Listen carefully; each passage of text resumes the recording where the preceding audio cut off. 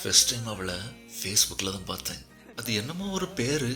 பார்த்ததும் ஹாய் சொல்லிட்டேன். அதுக்கு அவளும் ஒரு ஹாய் சொன்னான். இப்படியே போச்சு எங்களோட கான்வர்சேஷன். டக்குன்னு ஃப்ரெண்ட் ரிக்வஸ்ட் கொடுத்துட்டேன். அவளும் அக்செப்ட் பண்ணிட்டா. அப்படியே ஒரு 4 months ஆயிடுச்சு. லவ் பண்ணுறாளோ அவள் நம்மளை அப்படி சொல்லி நான் நினச்சேன். ஏன்னா அவளுக்கும் எனக்கும் 7-8 வயசு வித்தியாசம். அவசரப்பட்டு ஐ லவ் யூ சொல்லிட்டேன். 2 நாளாக எந்த ஒரு ரெஸ்பான்ஸும் இல்லை. அப்புறம் மெல்லமா என்ன எப்படி இருக்கா அப்படி சொல்லி கேட்டேன். அவளும் என்னதோ என் மெசேஜே பார்க்காத மாதிரி நல்லா இருக்கேன் அப்படி சொன்னேன். அப்படியே ஒரு 1 to 2 hours கடலை போட்டேன். மீனை பிடிச்சாகணுமே. அப்புறம் கேட்டேன், லவ் யூ சொன்னேன், ரிப்ளை எதுவும் வரல. பிடிச்சிருக்கா இல்லை பிடிக்கலையா?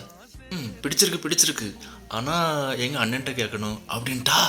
அப்புறம் ஏதோ ஒரு வழியாக ஓகே ஆயிடுச்சு. ஒரு மொபைல் ப்ரெசன்ட் பண்ணேன். அப்புறம் சின்ன சின்ன வீடியோ காலு, குட்டி குட்டி ஸ்டிக்கர் அனுப்புறது. தூக்கம் லேட்டாச்சு, டயர்டானேன். ஆனால் லவ் ஸ்ட்ராங் ஆச்சு. அப்படி இப்படி பார்த்தா இப்போ 12 வருஷம் லவ் அப்படி அந்த நதி போல ஸ்மூத்தாக போயிட்டுருக்கு. எங்களுக்குள்ள சண்டே வந்தது இல்லையா அப்படி கேட்டால் பா டெய்லி வரோம். ஆனால் மறுபடியும் அந்த காந்த மாதிரி ஒட்டிக்கிடுவோம்.